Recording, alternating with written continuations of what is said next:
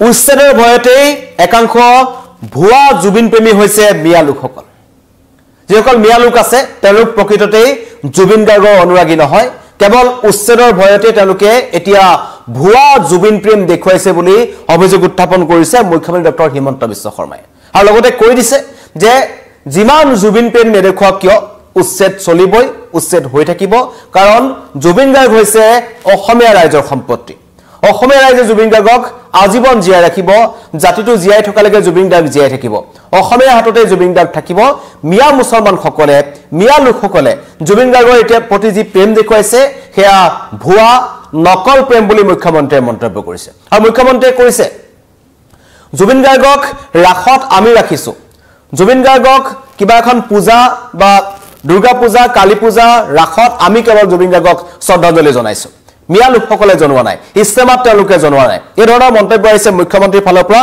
আৰু তেওঁলোকে কৈছে যে জুবিন গাৰ্গক মিয়া লোকসকলে আগতে ভাল পোৱা নাছিল এতিয়াও ভাল নাপায় ভৱিষ্যতেও ভাল নাপাব 2-3 বছৰ পিছত জুবিন গাৰ্গক এই মিয়া লোকসকলে পাহৰি যাব কাৰণ হেয়া তেওঁলোকৰ ভুৱা প্ৰেম জুবিন গাৰ্গৰ প্ৰতি এই অভিযোগ উত্থাপন কৰিছে মুখ্যমন্ত্ৰীয়ে হেয়তে কৈ জুবিন গাৰ্গৰ প্ৰকৃত অনুৰাগী আৰু নকল অনুৰাগী মিয়া অনুৰাগী এনেকুৱা প্ৰসংগ ৰাজ্যত ওলাই আছে হেয়তে কৈ আমি জুবিন ক্ষেত্ৰত সৰকাৰী নিৰ্দেশনা দিয়াৰ পিছতো মুখ্যমন্ত্ৰীয়ে মন্তব্য কৰিছিল যে একাংশ মিয়া লোকে একাংশ বিশেষ সম্প্ৰদায়ৰ লোকে একাংশ ৰাজনৈতিক দল বা সংগঠনৰ ইছাৰাত নাচি এই জুবিন ক্ষেত্ৰক অপবিত্ৰ কৰাৰ চেষ্টা কৰিছিল তাত ৰাজনৈতিক স্লোগান দিছিল একাংশ বিশেষ সম্প্ৰদায়ৰ লোক মিয়া লোকসকলৰ কথা কোৱা হৈছে এই মিয়া লোকসকলে যেতিয়াৰ পৰা জুবিন ক্ষেত্ৰত আহিছে তেতিয়াৰ পৰা তাত ৰাজনৈতিক স্লোগান দেখিবলৈ পোৱা গৈছে কিন্তু তাৰ আগতে তেনেকুৱা ধৰণৰ ঘটনা সংঘটিত হোৱা নাছিল মুখ্যমন্ত্ৰীৰ স্পষ্ট ঘোষণা ডাঙৰ অভিযোগ যে জুবিন গাৰ্গ কাৰ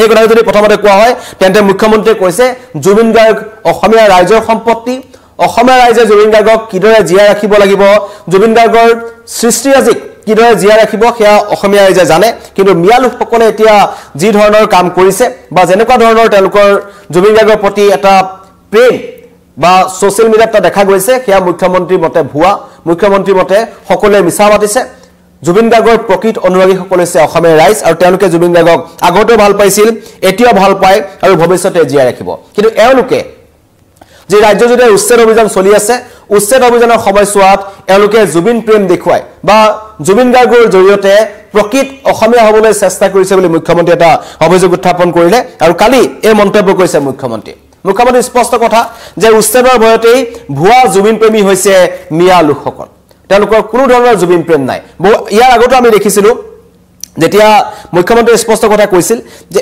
একাংশই জুবিন গাৰ্গৰ সংগীতানুষ্ঠান চাবলৈ যোৱা নাছিল কোনোদিন জুবিন গাৰ্গৰ গানো তেওঁলোকে নুশুনিছিল কিন্তু এতিয়া তেওঁলোকে জুবিন ক্ষেত্ৰলৈ আহিছে জুবিন ক্ষেত্ৰত আহি তেওঁলোকে স্লোগান দিছে তাকো ৰাজনৈতিক স্লোগান চৰকাৰৰ বিৰুদ্ধে স্লোগান দিছে সেইবোৰ কোন মানুহ মুখ্যমন্ত্ৰীয়ে কৈছিল যে অখিল গগৈ বা কংগ্ৰেছৰ গৌৰৱ গগৈৰ নেতৃত্বত বা তেওঁলোকৰ ইছাৰাত একাংশ চৰাঞ্চলৰ মানুহ আনি জুবিন ক্ষেত্ৰত থিয় কৰা হৈছিল যাতে তেওঁলোকে এটা জুবিন ক্ষেত্ৰৰ পবিত্ৰ পৰিৱেশটো বিনষ্ট কৰিব পাৰে আৰু সেই কাৰণে চৰকাৰী নিৰ্দেশনা দিব লগা হ'ল কাৰণ একাংশ সন্দেহজনক লোকৰ গতিবিধি বৃদ্ধি পাইছিল তাত যিকেইটা চুৰ ধৰা পৰিলে তেওঁলোক বিশেষ সম্প্ৰদায়ৰ চুৰ আছিল আনোৱাৰহত নাইমুৰহত তেওঁলোকক ধৰা পৰা হ'ল তাত আৰু তাৰ পিছতেই তাত চৰকাৰী নিৰ্দেশনা দিবলৈ বাধ্য হ'ল ৰাজ্য চৰকাৰ সেইকাৰণে মুখ্যমন্ত্ৰীয়ে পুনৰ দোহাৰিছে যে উচ্ছেদৰ ভয়ত কাৰণ এতিয়া পুনৰ উচ্ছেদ আৰম্ভ হৈছে গোৱালপাৰা দহিকটা সংৰক্ষিত বনাঞ্চলৰ উচ্ছেদ আৰম্ভ হৈছে জুবিন গাৰ্গৰ মৃত্যুৰ পাছত 19 ছেপ্টেম্বৰৰ পাছত ৰাজ্যত এই উচ্ছেদ অভিযানটো এক প্ৰকাৰ স্থবিৰ হৈ পৰিছিল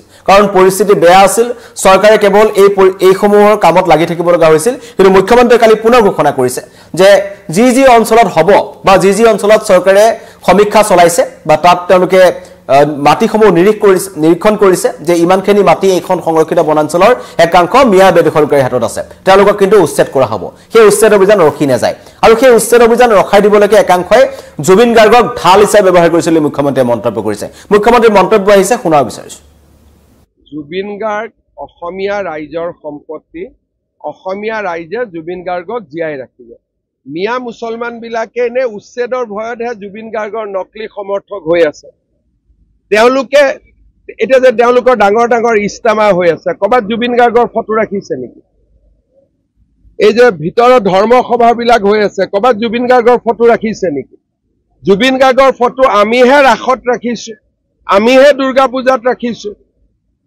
গতিকে জুবিন গাৰ্গ যাৰ তাৰ ওচৰতে থাকিব, যাৰ নহয় নকলি মানুহৰ লগত কেতিয়াও জুবিন গাৰ্গ নাথাকে। যেতিয়া 2 বছৰ পিছত তেওঁলোকে জুবিন গাৰ্গ পাহৰি যাব, কিন্তু অসমীয়া মানুহে জুবিন গাৰ্গক কেতিয়াও নাপাহৰে। উচ্ছেদিতখিনি য'ত যাই যাওক, আৰু যেতিয়া ঘৰৰ পৰা উলিয়াই দিলো তেওঁলোক ক'ত যায় তাৰ খবৰ আমি কিয় ৰাখো? য'তে যাই যাওক, য'ৰ পৰা আহিছিল তাতে যাওক। অভিযোগ আছে ৰাক্ষসিনীৰখিনি উচ্ছেদ কৰাৰ পিছত আহি পাই পাইখানাত মাজে তেওঁলোকে পাইখানাৰ খিনি পাইখানাত যাব, তাতো কৰিম, আকৌ ৰাক্ষসখিনিত আহিব, তাতো কৰিম, আকৌ পাইখানাত যাব, তাত কৰিম, আকৌ ৰাক্ষসখিনিত আহিব, তাত কৰিম। লাহে লাহে ঘৰ বনাই ভাগৰি যাব। গভৰ্ণমেণ্টৰতো ভাগৰ নালাগে, মানুহৰে ভাগৰ লাগিব। উচ্ছেদ বন্ধ নহয়, উচ্ছেদ কেনেকে বন্ধ হ'ব? গতিকে গভৰ্ণমেণ্টৰ ভাগৰ বোলা বস্তু নাই, ৰাইজৰতো এটা সময়ত ভাগৰ লাগিব। গতিকে বাংলাদেশৰ পৰা আহিছিল, বাংলাদেশত গুচি যাব, ৰাস্তা খুলি দিম, যোৱা ৰাস্তাটো অপেন কৰি দিম, আহা ৰাস্তাটো বন্ধ কৰি ৰাখিম, যোৱা ৰাস্তাটো খুলি থৈ দিম। মুখ্যমন্ত্ৰীৰ মন্তব্য শুনিলে যে নকল প্ৰেমিকসকল বা জুবিনে কেতিয়াও মিছা মানুহৰ কাষত নাথাকে। জুবিন গাৰ্গ সদায় স্পষ্টভাৱে আছিল, আৰু কিন্তু এই যিসকল মিয়া লোকসকল আহিছে, যিসকলে উচ্ছেদৰ ভয়ত এতিয়া জুবিন প্ৰেম দেখুৱাইছে, ভুৱা জুবিন প্ৰেম দেখুৱাইছে, তেওঁলোকৰ কাষত কেতিয়াও জুবিন গাৰ্গ নাথাকে। জুবিন গাৰ্গ অসমীয়া ৰাইজৰ হিয়াতে থাকিব সদায়, এই মন্তব্য মুখ্যমন্ত্ৰীৰ। আৰু লগতে তেওঁ সকীয়াই দিছে যে উচ্ছেদ চলিবই, উচ্ছেদ বন্ধ নকৰে, চৰকাৰ ভাগৰি নাযায়, বেদখলকাৰী ভাগৰি যাব। তেওঁলোকে যদি নতুন স্থানত পুনৰ সংস্থাপন ল'বলৈ চেষ্টা কৰে বা নতুনকৈ যদি তেওঁলোকে মাটি দখল কৰে, তেওঁলোকক পুনৰ তাৰ পৰা উচ্ছেদ কৰা হ'ব। তেওঁলোকে ঘৰ বনাই বনাই ভাগৰি যাব, কিন্তু চৰকাৰ ভাগৰি নাযায়। চৰকাৰে বুলডোজাৰ চলাবই, চৰকাৰে উচ্ছেদ অভিযান চলাই থাকিব।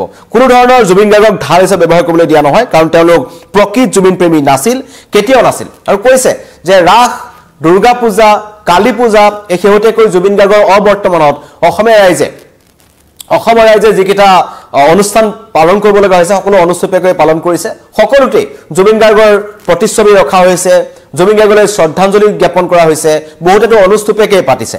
কিন্তু তাৰ পৰিৱৰ্তে যিসকল মিয়া লোকসকলে যিবোৰ ধৰ্মীয় সভা পাতিছে, তাত ক'ৰবাত জুবিন গাৰ্গৰ ফটো আপোনালোকে দেখিছে নেকি? এনেকুৱা ধৰণৰ মন্তব্য মুখ্যমন্ত্ৰীয়ে কৰিছে। কৈছে তেওঁলোকে জুবিন গাৰ্গক আগৰ পৰাই ভাল পোৱা নাছিল, এতিয়া নতুনকৈ তেওঁলোকে ভাল পাবলৈ ধৰিছে। আৰু ভাল পাবলৈ ধৰাৰ কাৰণটো হৈছে উচ্ছেদ অভিযান।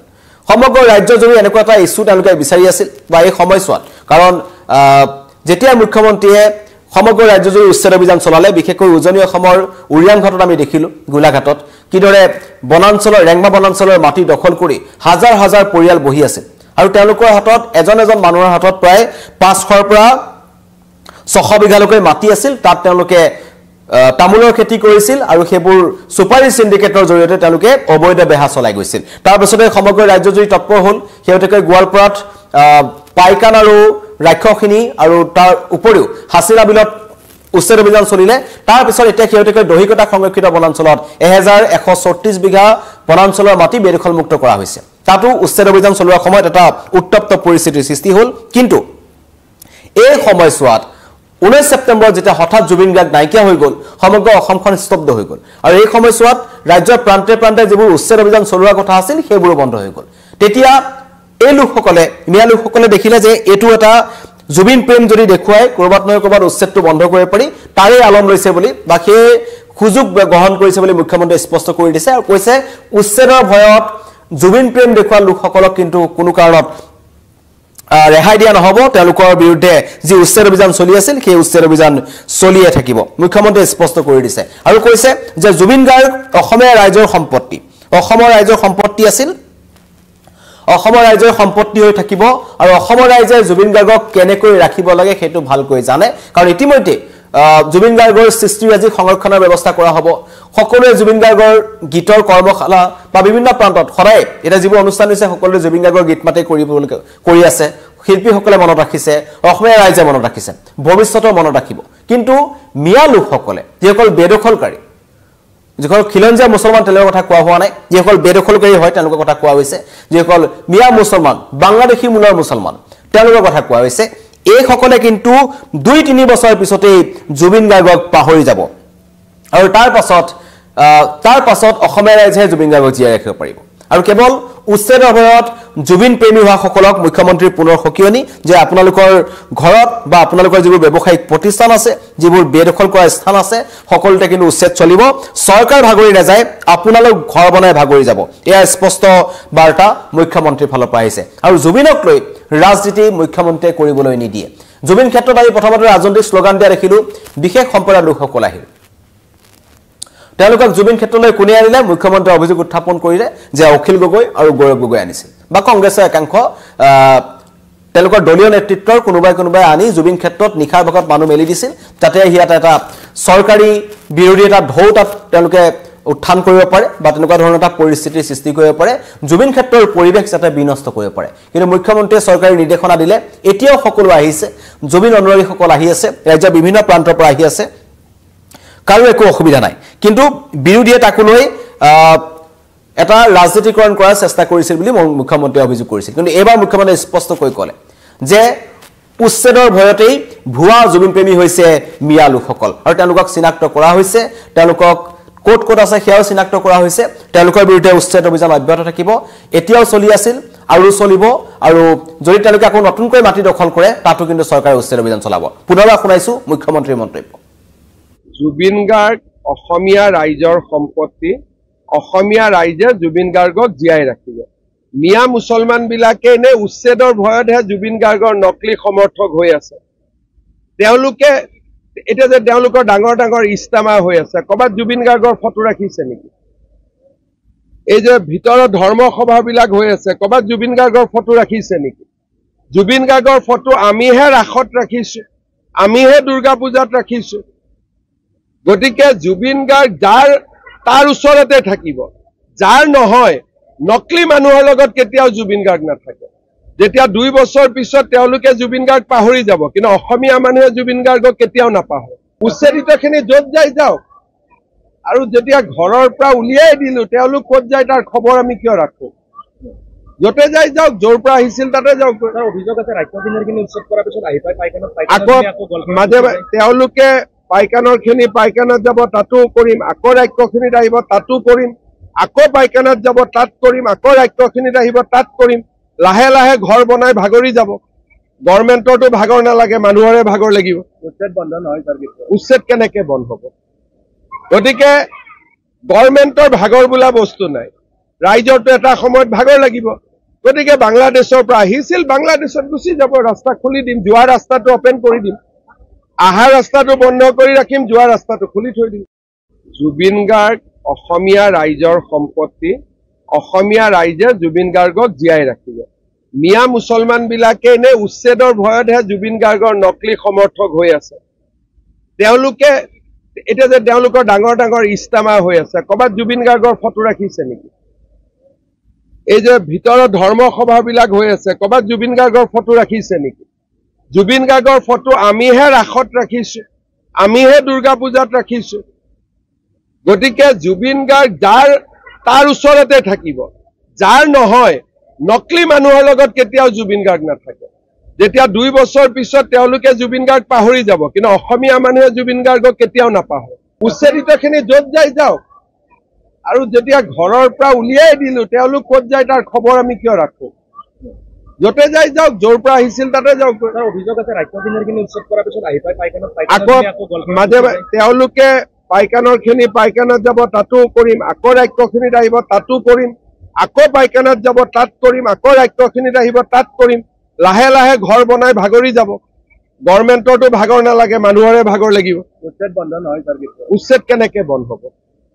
গতিকে গভৰ্ণমেণ্টৰ ভাগৰ বোলা বস্তু নাই, ৰাইজৰতো এটা সময়ত ভাগৰ লাগিব। গতিকে বাংলাদেশৰ পৰা আহিছিল, বাংলাদেশত গুচি যাব, ৰাস্তা খুলি দিম, যোৱা ৰাস্তাটো অপেন কৰি দিম, আহা ৰাস্তাটো বন্ধ কৰি ৰাখিম।